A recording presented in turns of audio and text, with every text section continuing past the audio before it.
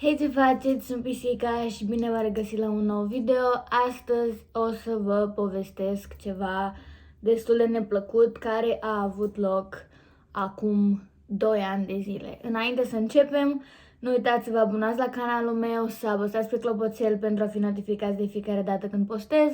Dacă vreți să mă urmăriți și în altă parte, mă găsiți de asemenea pe Twitter, Pisica1009, TikTok, Pisica_X și Snapchat, tot Pisica1009. Să începem.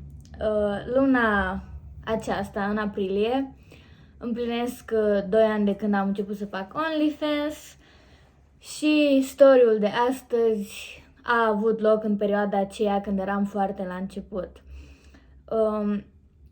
Eu m-am apucat în aprilie 2020 și am avut evident la început puțini fani.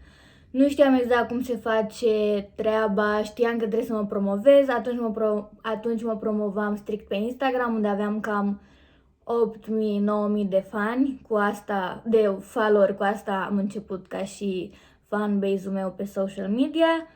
Și pe Only nu aveam foarte mulți fani, aveam evident destui pentru un început, dar nu aveam foarte mulți. În prima zi am făcut vreo 13 fani sau 15, ceea ce este foarte bine, dar din nou nu erau mulți. Și cred că în prima lună ajunsesem să am undeva la 60, în jur de 60 de fani.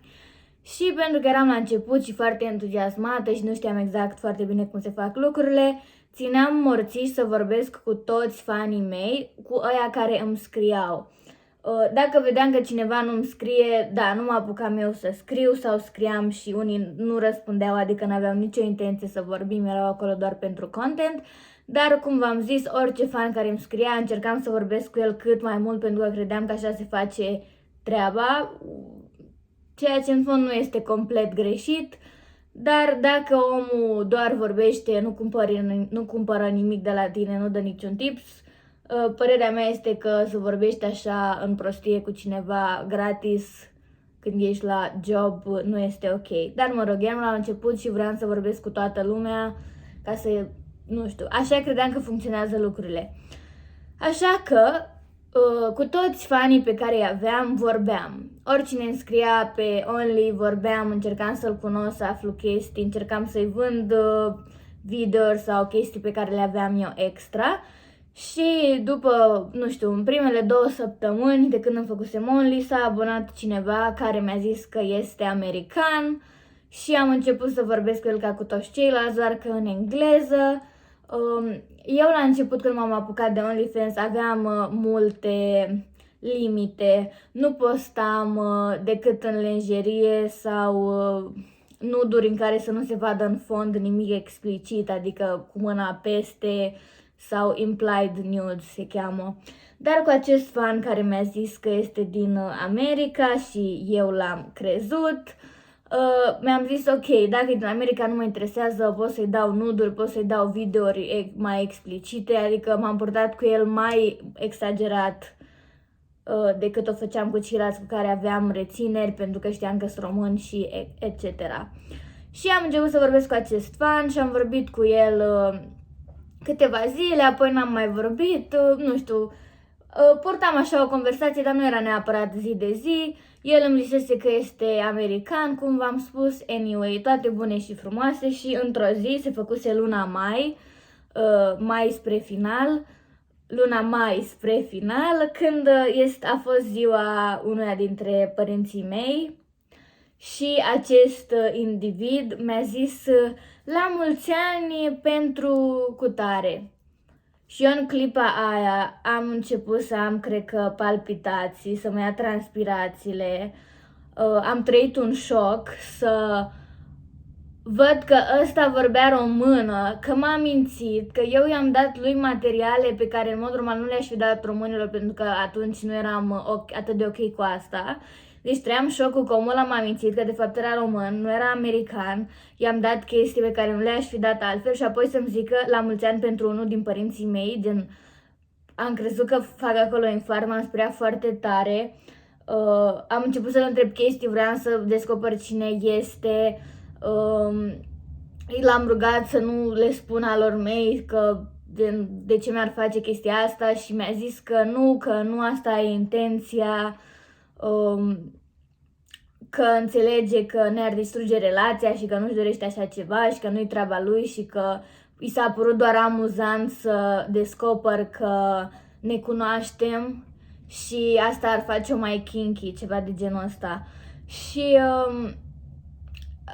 am vrut să aflu, nu a vrut clar, n-a vrut să-mi zică cine este. Am vrut să îl întreb chestii ca să-mi dau eu seama cam cine ar putea fi. L-am întrebat dacă, mi-a zis clar, îmi cunoaște părinții, amândoi părinții. L-am întrebat dacă mă cunoaște și pe mine și a zis că da. Și l-am întrebat dacă și eu îl cunosc pe el și a zis că da. Și asta pentru că, nu știu, sunt persoane care, da, te cunosc, gen știu că, știi ce vreau să zic. Dar el mi-a zis că ne cunoaștem și că ne știm ca lumea, ceva de genul ăsta. L-am întrebat câți ani are, n-a vrut să-mi spună, dar mi-a zis că are în jur de 35. Și când a zis chestia asta, posibilitățile de cine ar putea fi s-au scăzut foarte mult, pentru că părinții mei fiind în range de între 50 și ceva și 50 și mai mult, au foarte puține persoane pe care le cunosc care să fie mai mici cu 20 de ani decât ei. Așa că în mintea mea am avut un suspect principal și dacă nu era el, nu știu, poate mă mai gândeam la altcineva sau poate, nu știu, nu aveam pe cineva în minte, dar aveam un subiect principal, un suspect principal pe care îl bănuiam că ar fi acest domn. A început să-mi zică, a început să mai îmi dea niște indicii, dar nu niște indicii foarte... Mi-a zis că are soție, ok, am băgat și asta la cap. Da, mi-a dat niște indicii, mi-am făcut o idee despre cine ar putea fi și nu știam ce să fac, nu știam dacă să-i dau bloc, dacă doar să-i dau ignore, să nu mai poate să-mi scrie mesaj, dacă pur și simplu să-i dau sin, dacă... Și in the end a văzut că nu mai sunt dispusă să vorbesc, mi-a scris ceva și l-am ignorat, nu știu, cred că mi-a scris 2 chestii, am dat sin de 2 ori și după s-a oprit. Și, nu știu, I just trusted că nu o să zică părinților mei pentru că, in the end, avea dreptate, nu are niciun motiv, eu nu-i greșisem cu nimic, n-avea de ce să-mi facă chestia asta, nu era treaba lui și l-am crezut. A mai trecut ceva timp, probabil încă vreo 2 săptămâni, văzusem că el și-a reînnoit abonamentul, adică a continuat să fie fanul meu și cam uitasem oarecum de situația în care fusesem, nu știu, nu mă mai gândeam atât de mult, în mintea mea, ca să mă liniștesc, era ok, a aflat persoana asta, dacă au trecut deja 1 săptămână, 2 și nu i-a căutat pe mei, înseamnă că I'm safe, doar nu o să-i caute după 2 luni sau ceva de genul ăsta. Iar apoi, după, nu știu, vreo 2 săptămâni, eu veneam acasă de afară, undeva la 5-6 după amiaza și i-am văzut în zare pe tatăl meu care s-a întâlnit cu acest suspect, care era...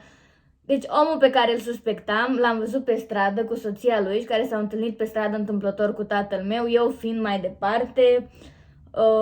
nu m-au văzut sau ceva de genul ăsta, dar i-am văzut că, mă rog, s-au salutat, au stat 2 minute și au plecat.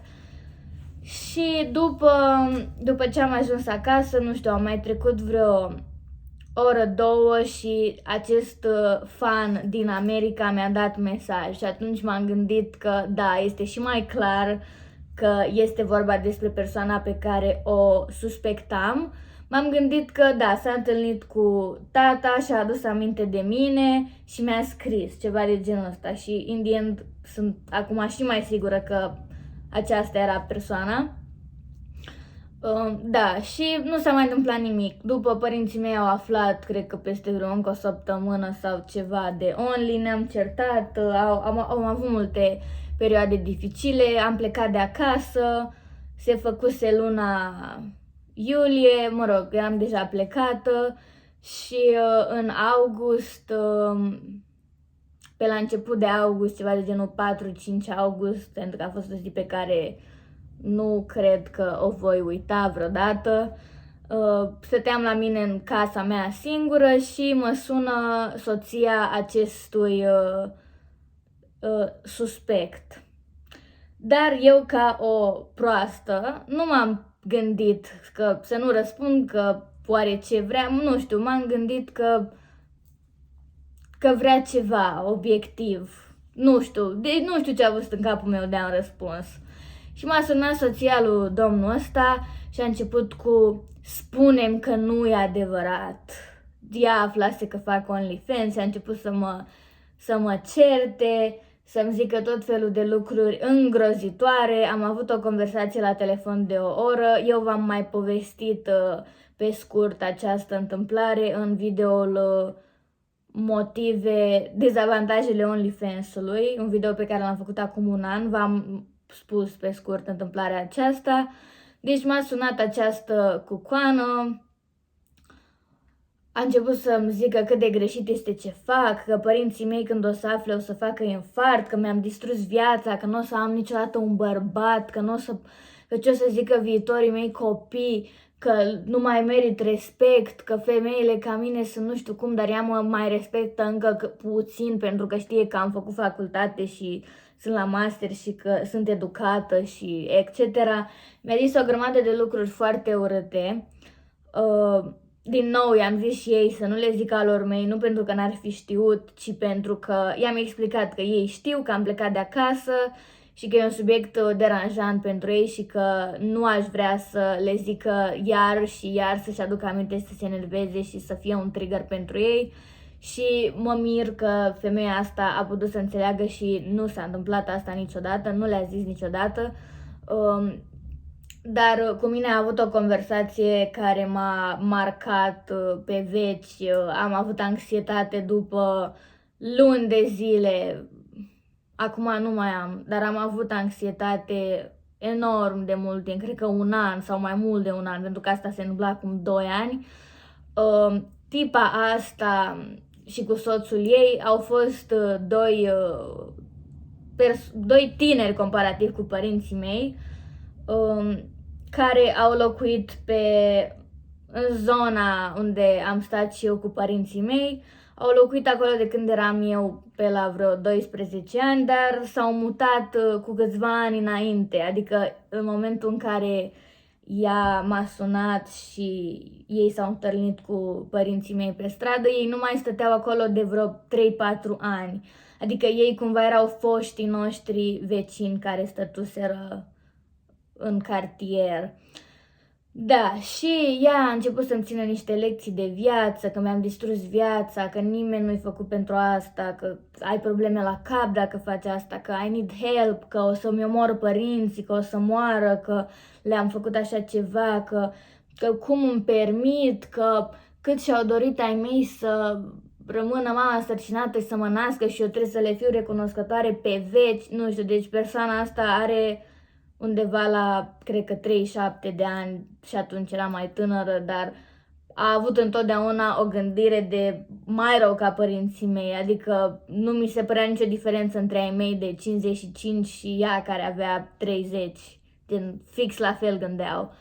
Anyway, ea a început să-mi zică că a aflat de la soțul ei, care nu mi-a explicat cum a aflat și atunci a fost din ok, ăla a fost. Am suspectat corect de la început. Mi-a zis că a aflat de la el și că el a plâns zile în șir pentru că mă știa de mică și a fost atât de greu și a fost o lovitură atât de mare pentru el care respectă femeile atât de mult, să știe că eu, eram un copil atât de bun, fac așa ceva, adică OnlyFans, care la momentul respectiv erau doar poze în lenjerie și implied nudes. Da, deci acesta am bănuit foarte clar de la început suspectul. Mă rog, ea m-a ținut la telefon vreo oră, după care conversația s-a încheiat. Mie mi s-a făcut rău fizic după ce am închis telefonul. Mi-a luat, cred că 2 săptămâni să nu mă mai gândesc obsesiv la asta. Nu știu, am simțit așa o durere fizică. Mi-a făcut atâta rău să mă nu știu, să mă discrimineze, să mă certe, să se bage în viața mea, să îmi bage pe gât credințele ei conservatoare, nu știu cum să zic, m-a făcut să mă simt teribil. Apoi mai aveam și stresul că le zice alor mei și ai mei iar se enervează și o să, mă rog, și că o să ne certăm și alte chestii, deci, dar asta din fericire nu s-a întâmplat niciodată, nu le-a zis, a înțeles, mă mir că a avut măcar atâta respect pentru mine să înțeleagă că it's not her place. Și da, acesta a fost story time-ul de astăzi în care un fan mi-a spus că îmi cunoaște părinții și pe mine și că asta face lucrurile mai kinky. Nu știu, eu nu cred că este... Da, a făcut ceva greșit, că s-a abonat și că mi-a și spus. Putea foarte bine să se aboneze și să nu-mi zică niciodată că ne știm sau ceva de genul ăsta. Eu am avut încredere când mi-a zis că nu o să le zic alor mei și sincer eu nu cred nici măcar că i-a zis ei. Probabil el clar avea salvate poze cu mine sau ceva și nu știu, cred că el a prins cu ceva și i-a zis și a făcut el pe victima, pentru că altfel nu cred că i-ar fi zis ei, gen, nu știu, mai ales după atâta timp, adică trecuseră vreo 3-4 luni de când el fusese abonat prima oară și asta mă gândesc că s-a întâmplat. El a prins și ca să n-aibă certuri a făcut pe victima că vai ce descoperire a făcut și cât e de rănit și a început să plângă. Asta cred că s-a întâmplat. După n-am mai avut contact cu acești oameni, i-am blocat absolut peste tot și live moved on. Acum au trecut aproape 2 ani, se împlinesc acum în vară, de când câteva luni, în 3 luni, sunt 2 ani de când am avut această întâmplare și I moved on, nu mai îmi pasă, dar a avut un impact mare pentru mine atunci. Nu atât el că mi-a zis că îmi cunoaște părinții și că ne știm, ci ea și cum a reacționat ea și cum a simțit nevoia să se ia de mine și chestii de genul ăsta și toată discuția m-a afectat foarte tare atunci și pe lângă lucrurile pe care mi le-a zis, am dezvoltat o anxietate legată de a fi sunată și a primi mesaje și a fi harassed și a fost greu. Am avut anxietatea asta un an și ceva, cred că în fond de-abia de vreo 3 luni, 4 luni am scăpat sau mai am fragmente foarte mici din această anxietate. Da, a fost un telefon și o zi horror care chiar m-a afectat. Acum, pentru toate fetele care doresc să se apuce de Only sau care s-au apucat, trebuie să știți că genul ăsta de situații în care se abonează persoane pe care le cunoașteți sau care vă cunosc familia se vor întâmpla cu siguranță. Nu a fost ultima oară când cineva care mă cunoștea sau îmi cunoștea părinții s-a abonat, dar a fost singura oară când s-a întâmplat ceva nasol. Am mai avut persoane care s-au abonat și îi știam că s-au abonat cu numele lor real și chestii de genul ăsta și, mă rog, le-am dat bloc și nothing happened. N-am avut nicio discuție, nici eu cu ei, nici ei cu familia mea, adică au fost pe treaba lor. Dar lucruri urâte se pot întâmpla și trebuie să iei în calcul dacă vrei să te apuci de Only și că se vor întâmpla chestiile de genul ăsta. Dar, din nou, din fericire, majoritatea oamenilor sunt doar curioși, nu le pasă atât de tare să-ți distrugă ție viața și relațiile și cu părinții și cu familia și alte chestii. Deci, nu este chiar atât de nasol. Următorul video pe care o să-l postez aici pe YouTube o să fie ce am învățat în acești 2 ani de OnlyFans pe care urmează să împlinesc în luna aprilie. Vă mulțumesc și ne vedem data viitoare!